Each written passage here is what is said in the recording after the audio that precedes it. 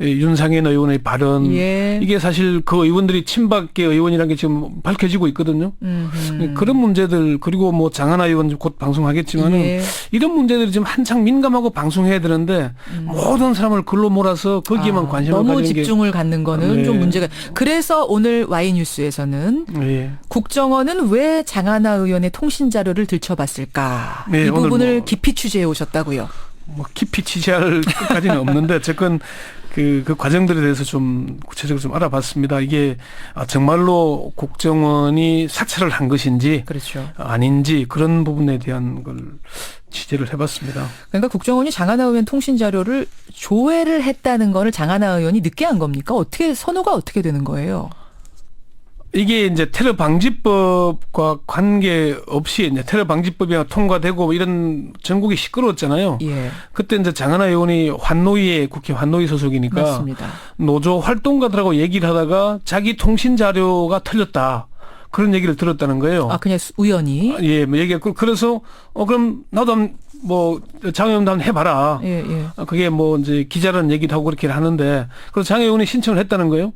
신청을 해보니까 예. 자기 국정원이 2차례, 검찰이 1차례 자기 통신 자료를 확인했더라. 그게 이제 확인됐다는 거죠. 그래서 그러니까 뭐 SKT나 KT 이런 데다가 내 통신사에다가 신청하면 다 알려줍니까? 누가 확인해 갔는지를?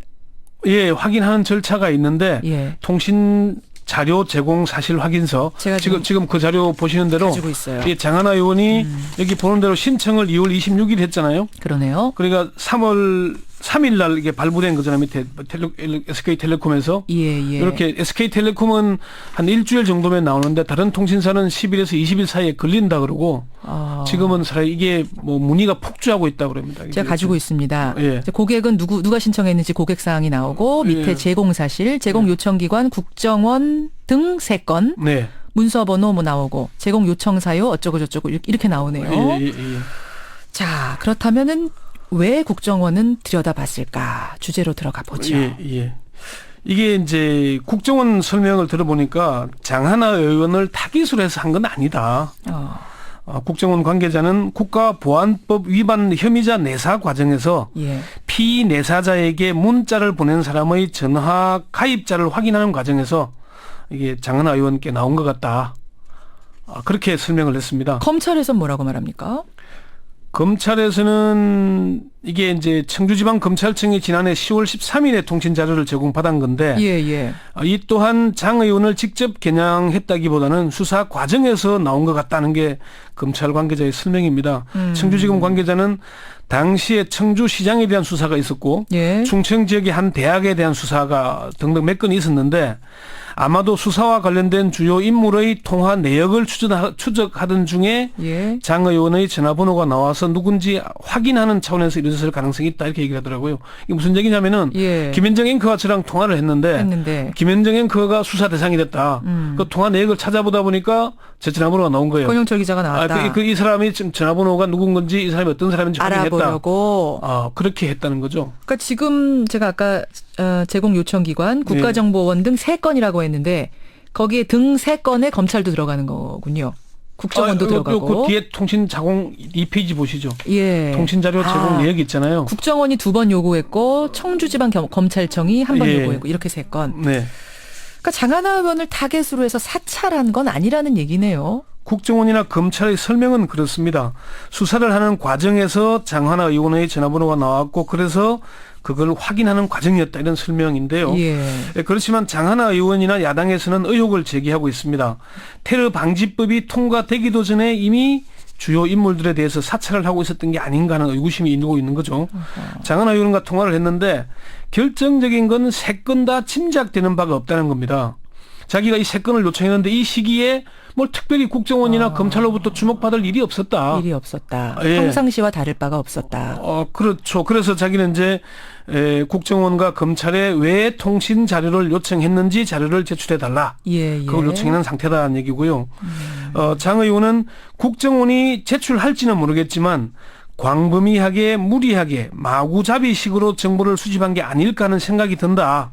그 시점에 짐작이 가는 데가 없다. 이렇게 설명을 했고요. 예, 예. 정의당도 대변인 논평을 통해서 이미 국정원이 국회의원의 통신 정보까지도 손쉽게 열람하고 있다는 명백한 증거다.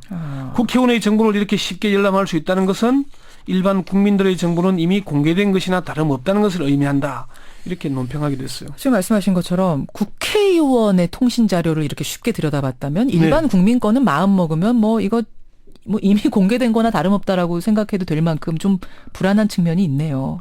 예, 아무래도 좀 그 부분이 사실 국민들이 느끼는 불안감 같은 건데요.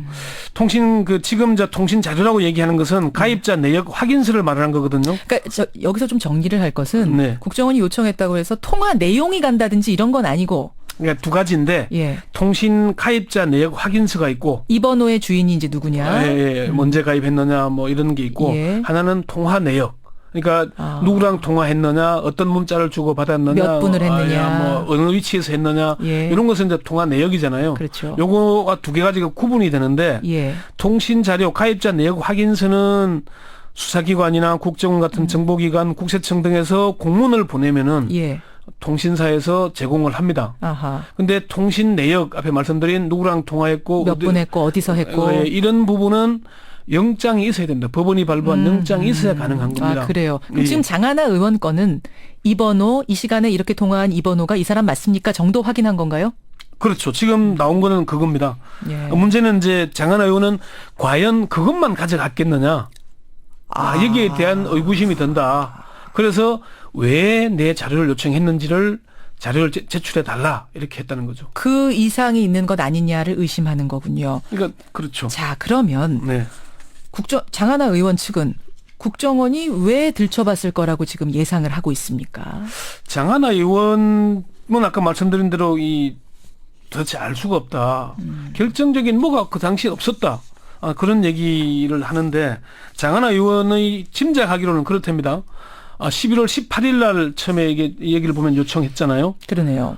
그러면은 11월 14일 날 민중 총글기 대회가 있었어요. 그런데 4일 만에 통신 자료를 제공을 요청할 정도로 자기가 뭔가 한 역할이 없다. 그거 총걸기에서. 그러니까 뭐 집회가 있자마자 바로 제공 요청을 해서 받아갔다는 얘기인데 그건 아닐 거다. 이렇게 얘기를 하고요.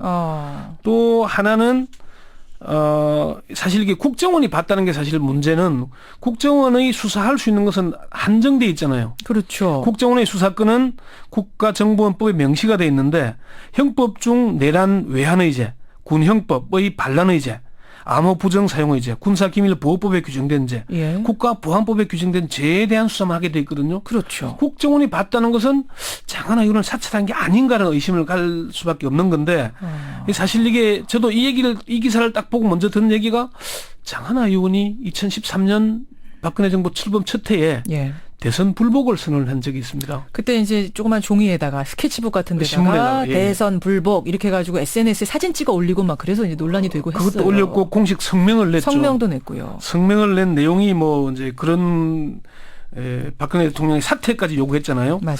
그래서 이게 사실 우리 박근혜 대통령이 또 뒤끝 장렬로 좀 상당히 많이 알려져 있잖아요. 이게 이종걸 원내대표를 3년여 만나서 그때 왜 뭐 근연 2년 하셨냐 얘기를 할 정도로 뒤끝 장렬했었는데 뭐 이제 농담이다라고 농담 자리에서 한 말이다라고 얘기를 했습니다만 오자 회동에서 웃으면서 한 얘기긴 한데 야, 그 얘기를 꺼내면 듣는 사람으로서는 섬찟하잖아요. 근데 혹시 이 국정원이 그것 때문에 한 건 아닌가? 장 의원을 그런 의구심도 있고요. 어쨌건 이제 국정원 설명대로 국가보안법 위반 혐의자 내사 과정에서 나온 게 확인된다면은 뭐 사찰 의혹은 아닌 걸로 덮이겠지만은 그게 명쾌하지 않다면은 그런 의혹이 증폭될 수밖에 없지 않겠습니까? 왜 통신 자료를 요구했는지 명쾌하게 설명해야 할 지금 의무가 있는 거군요.